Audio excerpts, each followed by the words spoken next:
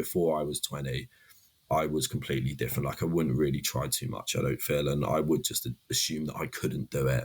But now that I've tried lots of different things and realised I can do it, it's like, oh, I'm probably capable of a lot more than I think I am, which is, and I think everyone's the same, honestly. I think everyone is a lot capable of a lot more than what they think they are. They just need to try things. 22-year-old Owen Wood is here today to talk to me about mental health in young boys, something that doesn't often get talked about. Owen lives in Hertfordshire and is currently training to be a commercial airline pilot. However, you might know his name from season 4 of Race Across the World, which he won along with his friend Alfie Watts. After winning on the show last year, he went straight back out to Southeast Asia to do it all over again, hopefully with a phone and a bit more cash this time. He's now planning on doing the same in Australia later this year. You might be forgiven for thinking that Owen owes his travel confidence to a carefree attitude to life, but he talks openly about his struggles with anxiety as a teenager. He's now an ambassador for teenage mental health charity The Mix, where he hopes to support other young men and boys with anxiety. Owen, thank you for giving us your time today. Thank you. Welcome to the podcast. Thank you. It's so good to have you here because, we're going to talk about the show. You must be bored with talking about the show by now, but I'm still really excited about it. No, go for it. Any questions, far away. But we've got so many episodes on this podcast about teenagers struggling with anxiety, and it's heartbreaking for me. And I know that there's common themes around it, but we don't very often get to talk to young men and boys who've experienced anxiety. And yet my sense is that, as a mum of both a boy and a girl, I'm around teenage boys as well as teenage girls. And my sense is that there's plenty of anxiety amongst boys. Girls don't have the monopoly, right?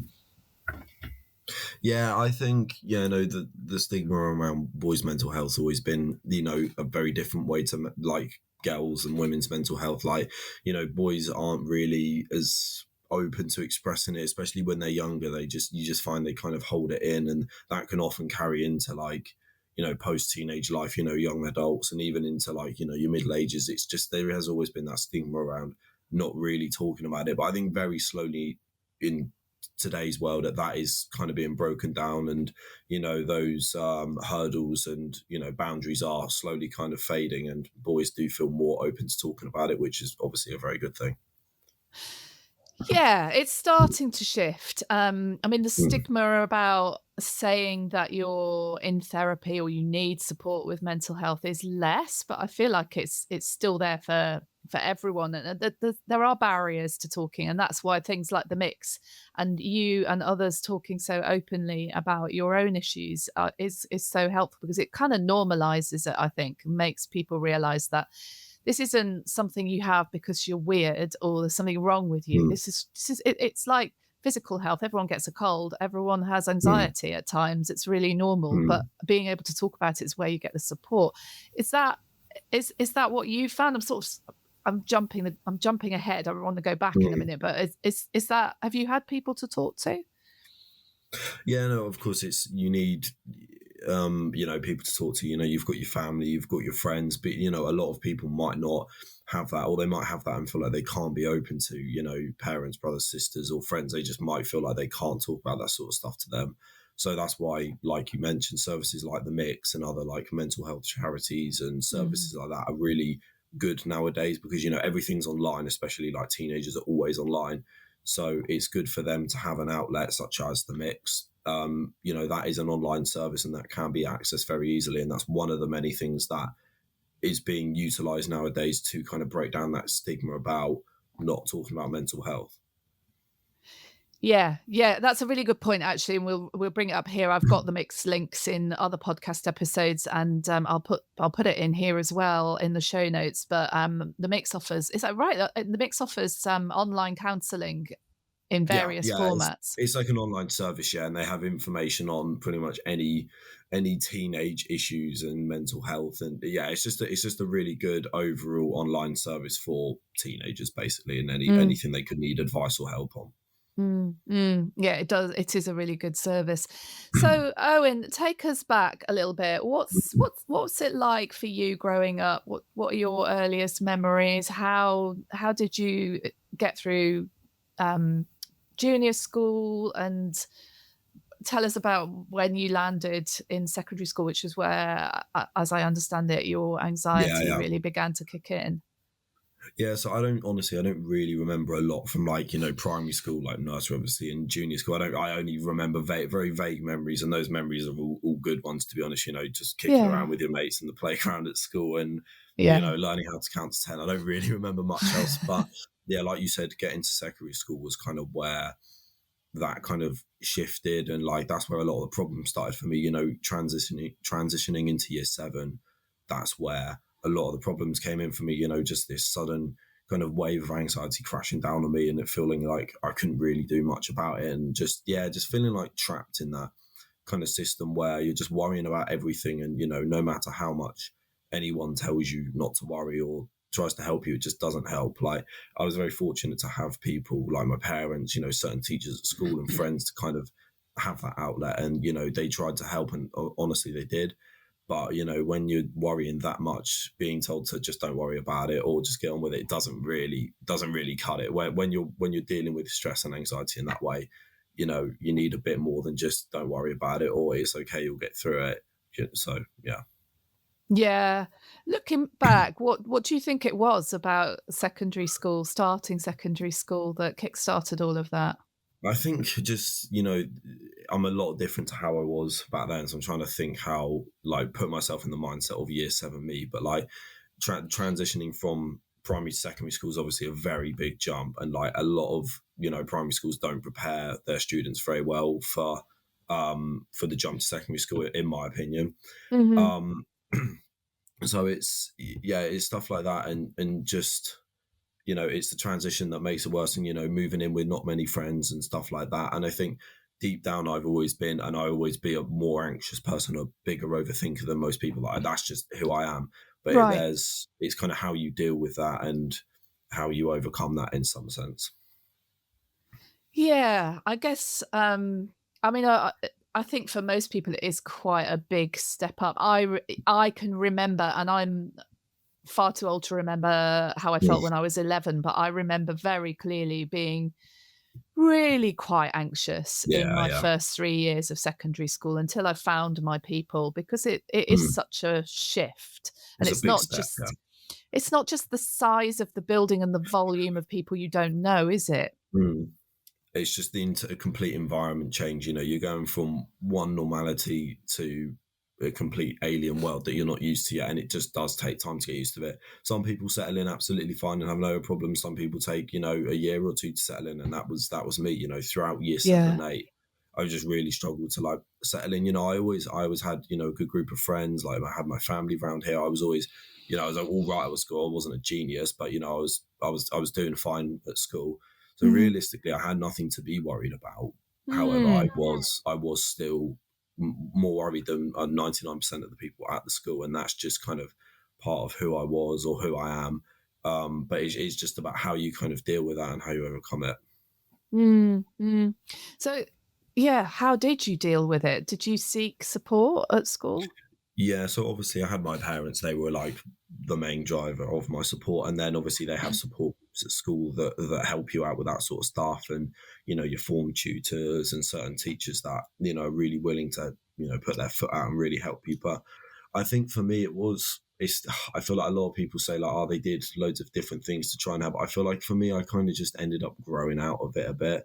Like, it was just the time that it took for me to kind of my mindset just to kind of naturally shift. Obviously, the help and support from my parents and people like that did really help and aid that, but I feel like it was just a gradual shift naturally Mhm. in my attitude towards certain things, and that's something that can't necessarily be sped up or Mm. forced. It kind of just happens, and obviously, when you're in the situation where you're stressing over everything, you're overthinking everything, it's hard to think like, oh, maybe I'll be okay one day. But now I'm past that, it's easy for me to see that, like, oh yeah, it was just a bit of a little bit of a rough patch, and it just took a bit longer for me to overcome.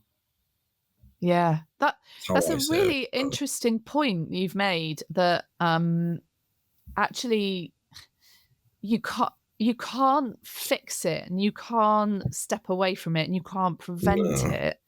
It sounds like what you're saying is you just have to get the right support for you Mm. Yeah. until your body almost relaxes and you trust that Yeah. you're okay. You You're in kind a of just safe have to space. you have to just kind of trust the process, and like, it won't always be like this forever. And that is when people would say that to me, like, oh, you'll be all right eventually. I know what it's like to be in that situation and be told that, and think that, like, you can't just believe that, or you're not just Mm. going to believe someone who says, oh, it's going to be all right, because if they're not stressed or worried, it's easy for them to say. So I get how saying that isn't easy to take on board, but you kind of just, you can only do what you can do. You just need to find out what does kind of help a little bit for you, and just keep building on that. And Mm. then eventually your body will start slowly adapting to that, and your mindset will change. Yeah. I Yeah. yeah, I'm also mindful of the fact that 11 year 7 to 9, which you said were the worst times for you, that's Yeah. kind of 11 to 13, 14 coming up. That's that's the classic age when puberty kicks in and your hormones are all over the place, and Yeah. hormones are definitely a driver of anxiety, and those are gonna settle down at some point, so I guess that's some Yeah, reassurance. exactly. Yeah.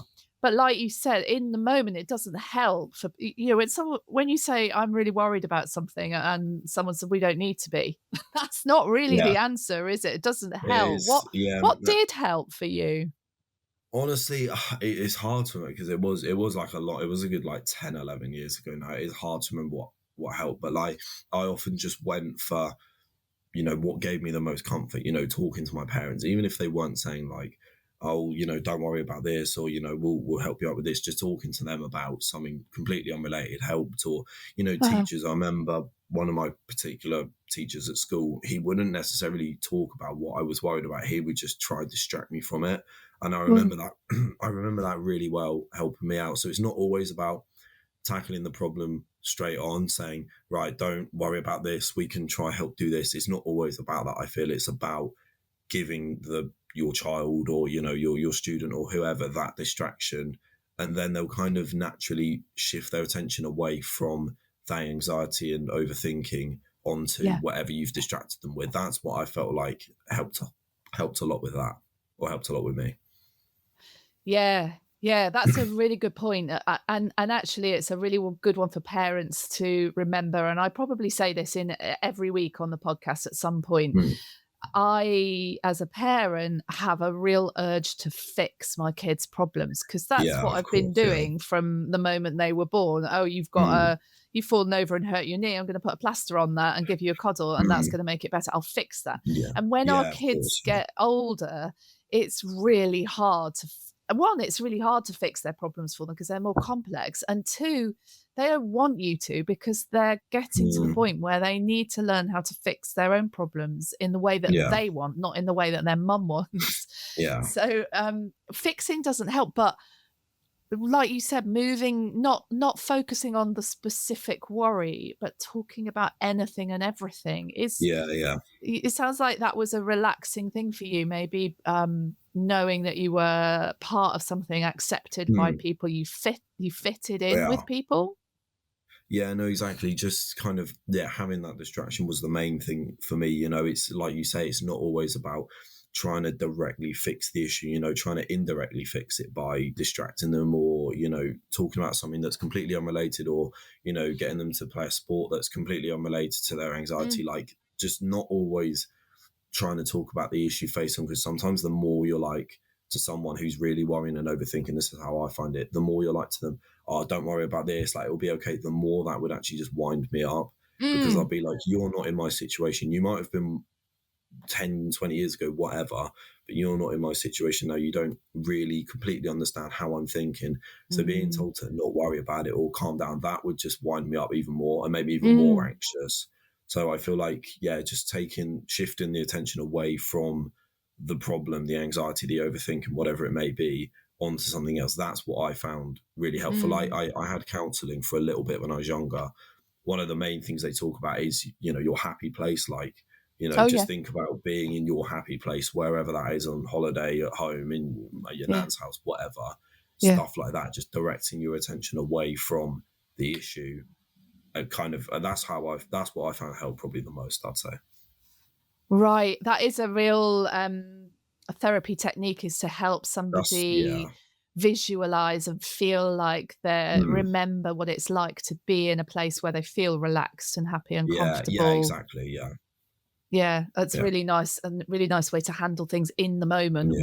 when you're Mm. feeling like overwhelmed by Yeah. feelings. Um, do you still get moments of anxiety now as an adult? Yeah. I think like I was saying earlier, like it's always going to be who I am, or I'm always going to be more of an overthinker or more of an anxious person than a lot of people. But it's more just how you deal with it. Now, like I say, I'm a lot less anxious and overthinking as I was, 9-10 years ago or whatever. It's Yeah. just because I know kind of how to deal with it better. And now I'm grown Right. up, I'm past the main bit of it, and I can see that 99% of the stuff I was worrying about either never happened, didn't matter, and wasn't a big deal. So it's easy for me to say to people who are, I don't know, 13, 14, 15 now, just don't worry about it. Like, don't worry about your exams in school, because in the real world, they don't matter as much as you think. It's easy for me to say that, but telling a 13, 14-year-old, they're not going to believe that because they're in the midst of exams or whatever, but it's just, now I'm kind of past that. I know how to deal with it. I know how to cope with it, and it's a lot easier. But I'll always be more of a overthinker or anxious person than a lot of people. It's just who you are. Yeah. It sounds like what you're talking about is that with time you learn to trust yourself and your own capabilities to Yeah, handle what life throws at you. yeah. I think now, like, I'm at 22, and like a lot of my friends and the people I was, close at school with and stuff like that, now everyone kind of is doing different things. You kind of realize that you're always on, sounds quite cliche, but you're on your own path. Like, everyone's doing different things, and it doesn't really matter what they're doing. You're on your own path, and you'll get to where you want to be eventually. Like, you just got to kind of trust the processes, just trust what the universe is saying or whatever. You just kind of got to go with it. You're on your own path. Everything's Yeah. happening to you for a reason. And if you just, be a good person, do what you love, what you enjoy, then I believe that you'll get there, and you'll overcome a lot of the things that you were ever worrying about. I love that. Yeah. Yeah. It really is just, I'm getting a sense of just like trusting yourself and knowing Yeah, that just back you yourself can a bit. handle whatever comes your way. And Yeah, I suppose the more you're tested with these situations that induce anxiety, the more practice you get at that, and the more experience you have that tells you that you actually probably can handle whatever's coming up yeah. next.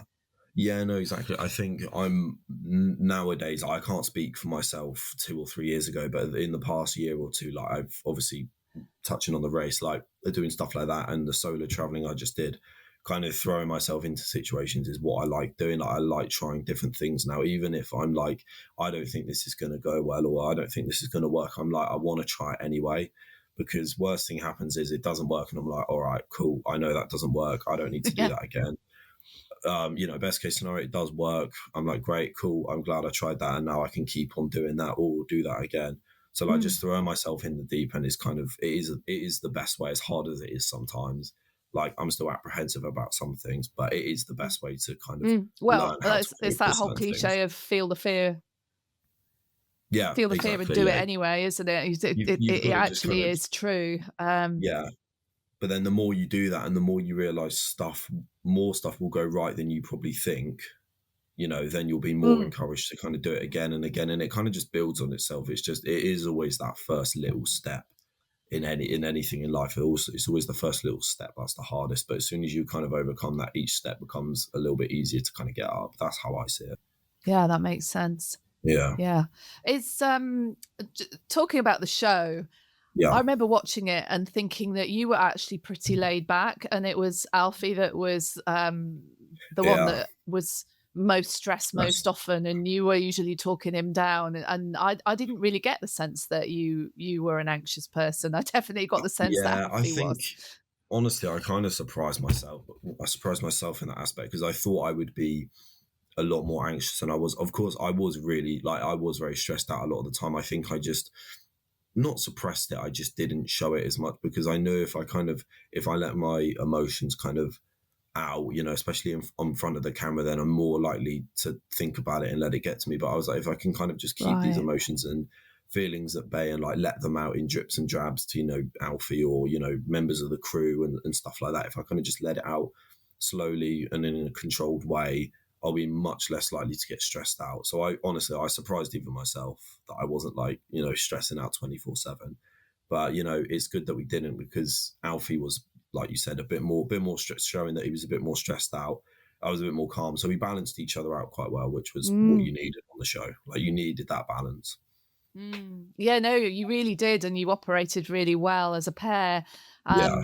And what I think what you're talking about, it sounds like you didn't, as you said, you didn't suppress any of your emotions, but No, you let them out in a thoughtful, considered way, I and just you controlled spent. I just controlled how I Yeah. let them out, I feel, yeah.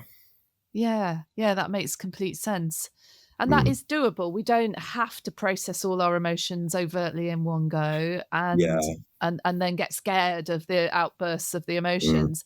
We also don't have to lock them inside us and never deal with them. We can do it in a really No, calm, but I thoughtful understand way. for a lot of people who, like, if I was to try do that 2 or 3 years ago and let them out in like a slow, controlled way, I wouldn't have been able to do that. So I can understand that, Ah, your emotions are there for a reason. Like, it's hard to control them a lot of the time. If yeah. everyone could control their emotions, then everyone would be happy and everyone would get on. But it's not like that. They're not No. meant to be easy to control. It's just taken me a while to kind of understand how to do that and the benefits of doing that. But if I was Mm. asked to do that, if I did the race 2 years prior, I would have been completely different, 100%. So Mm. Yeah.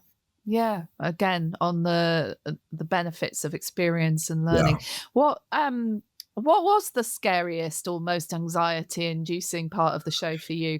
Was there anything that particularly stood out? um, obviously it's really weird because you were in this little like bubble of like you had real life and you've almost stepped out of real life into this bubble of the TV show where realistically the only thing that matters is the TV show. Like, we really wanted to win, which obviously we did in the end, which was good. Yeah.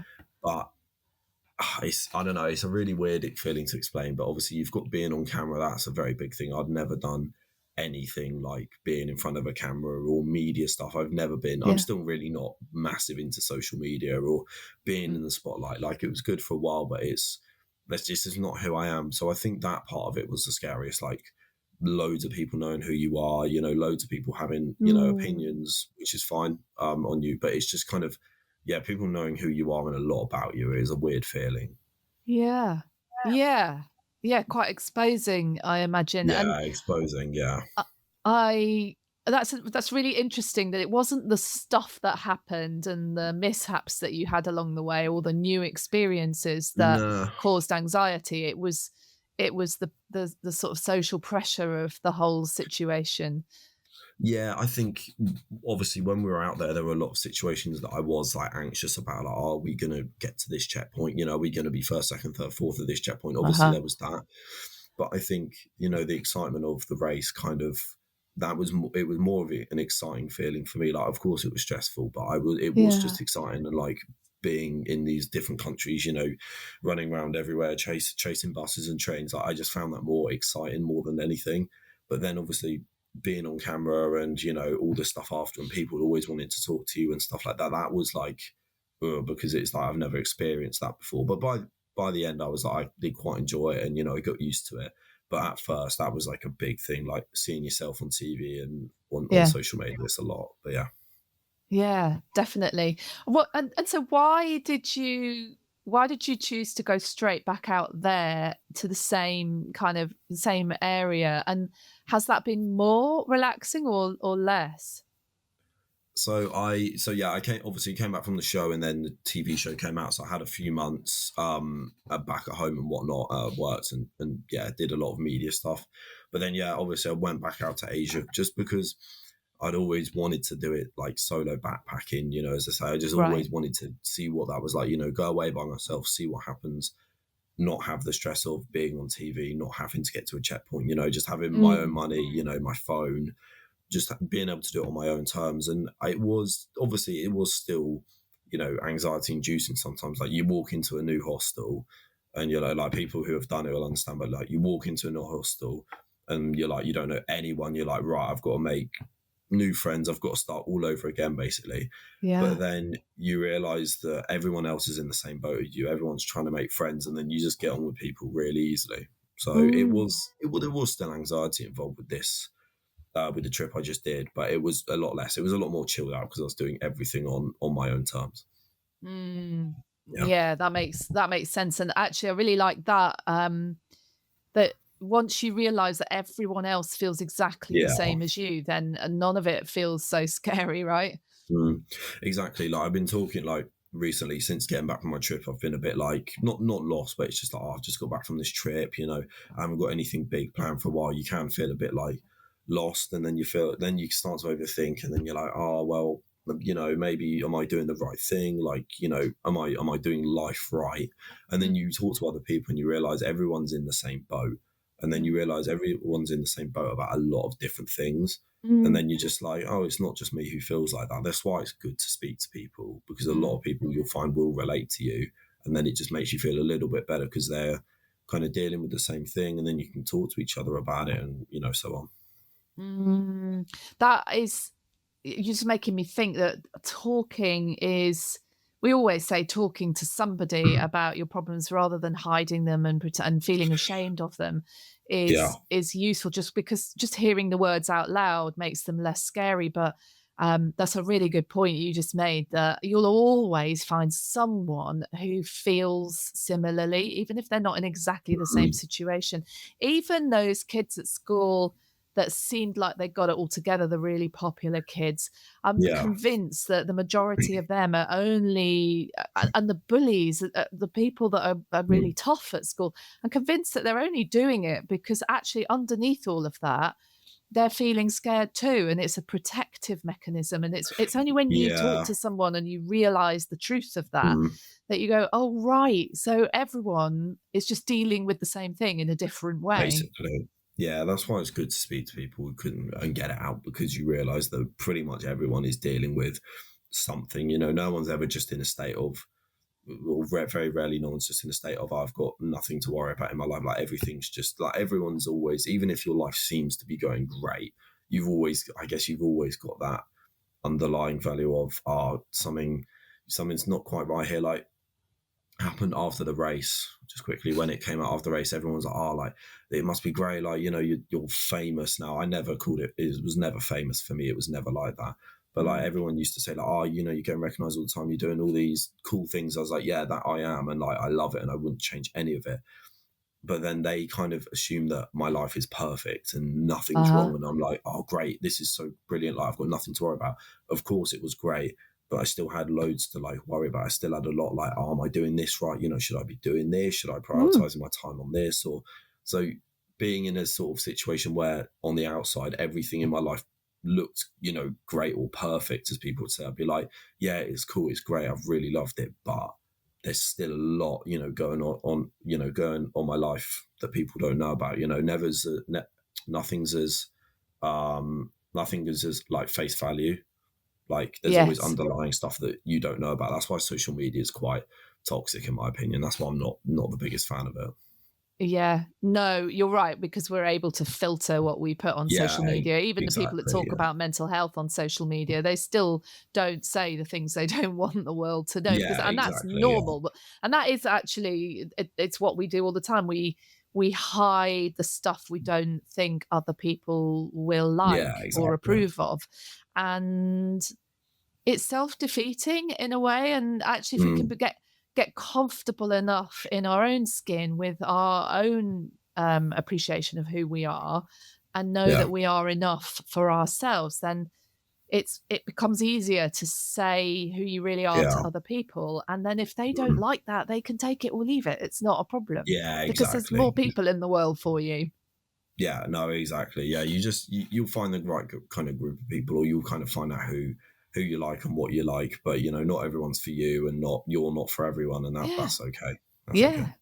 Yeah. Yeah. That is okay. Yeah. That's a really important message. Mhm. So, I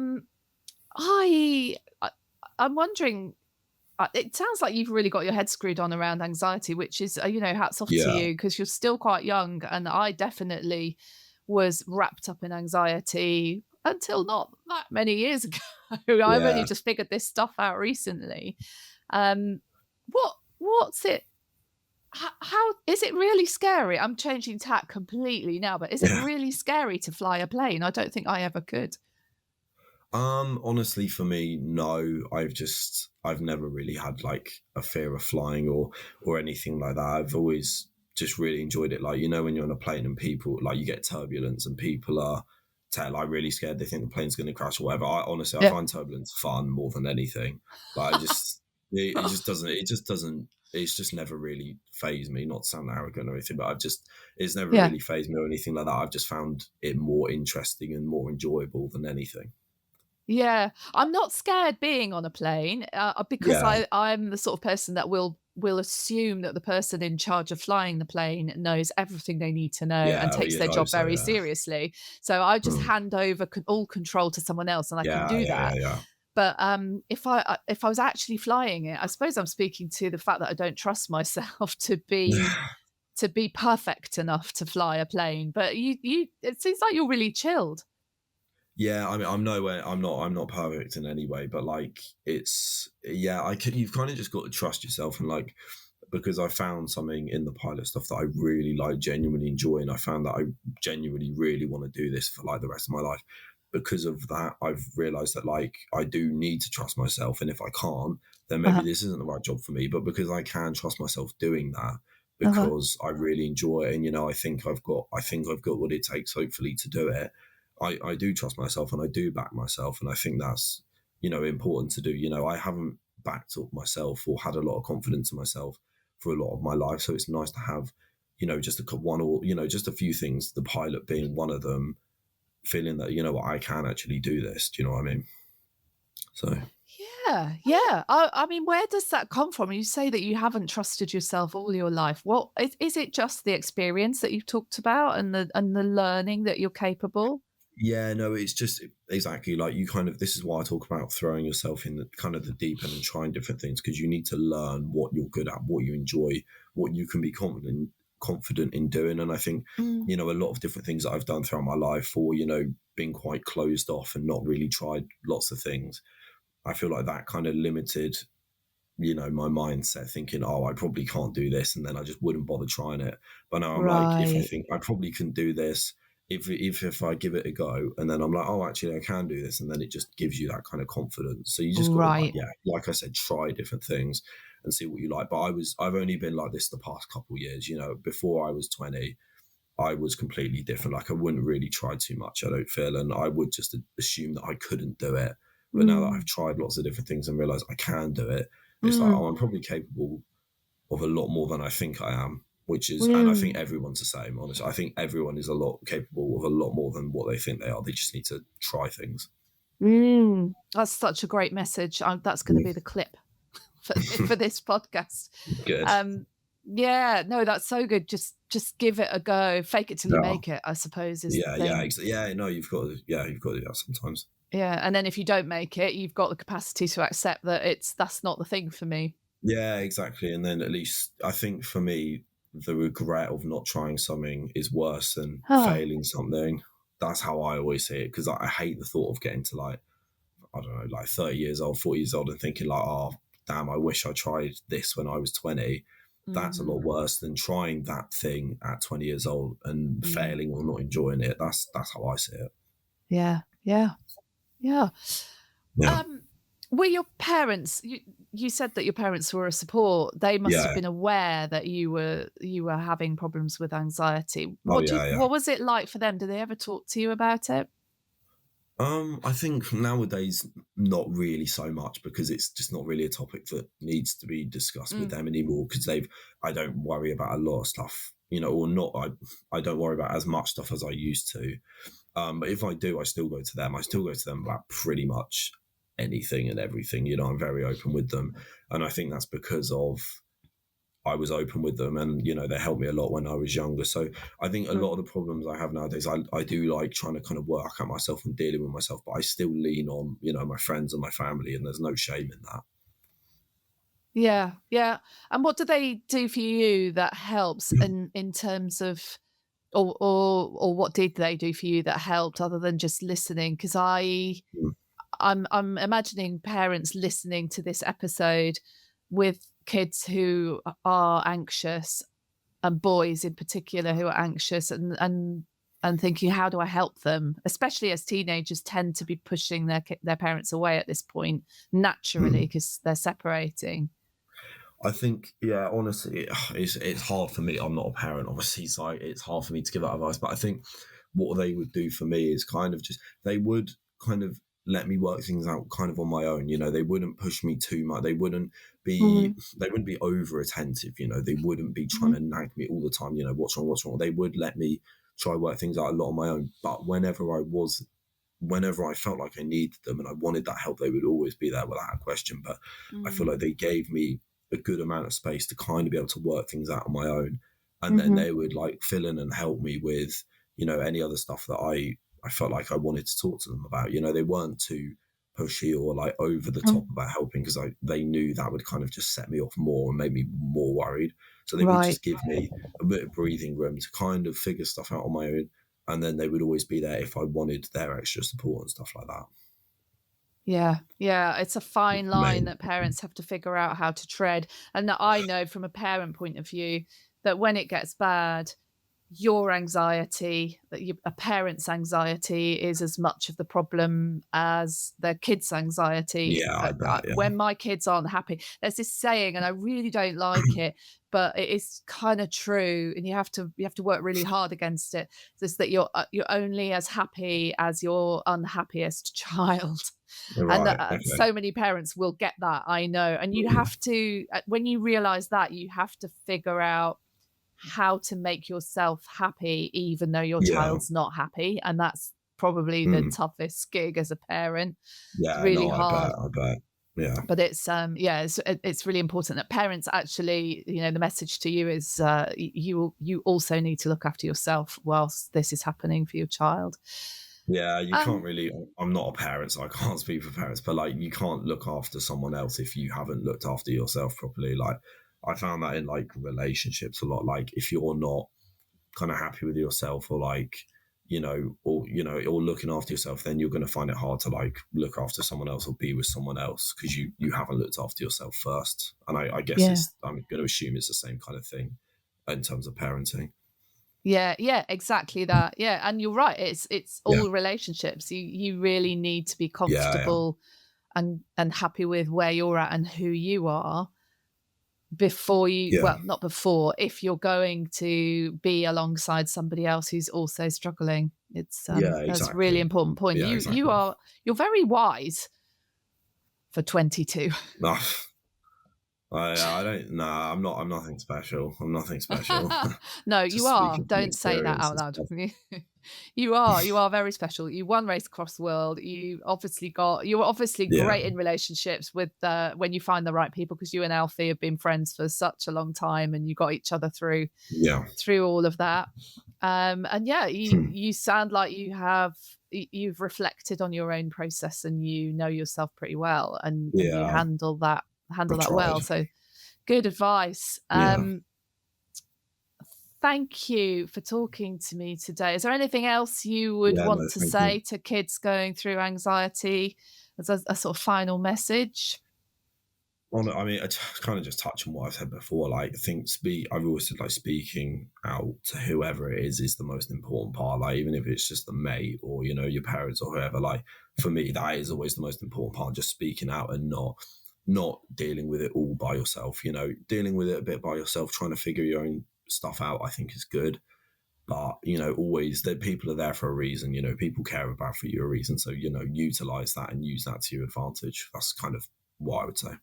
Yeah, really good message. Yeah.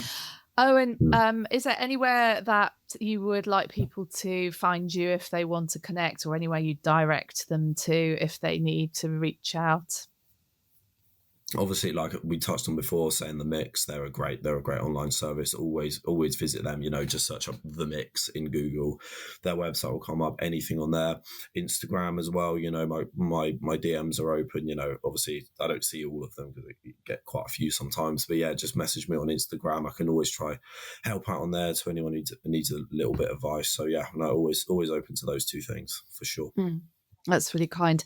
I will put a link to your Instagram and to The Mix in the show notes. Thank you again so much for your time today. It's been really fun talking to you. No, me too. I've enjoyed it. Thank you. Thank you so much for listening. If you've enjoyed this episode, please give it a rating on your podcast app. And if you know someone who might benefit from listening, do share it with them. It also means a lot when you give me feedback. So if you have comments or suggestions for another episode, or know someone who'd like to tell their story on the Teenage Kicks podcast, do get in touch at helen@helenwills.com or come and find me on my blog, actuallymommy.co.uk. Head over there now for more articles on the joys, and there are many, of parenting a teenager. Bye for now.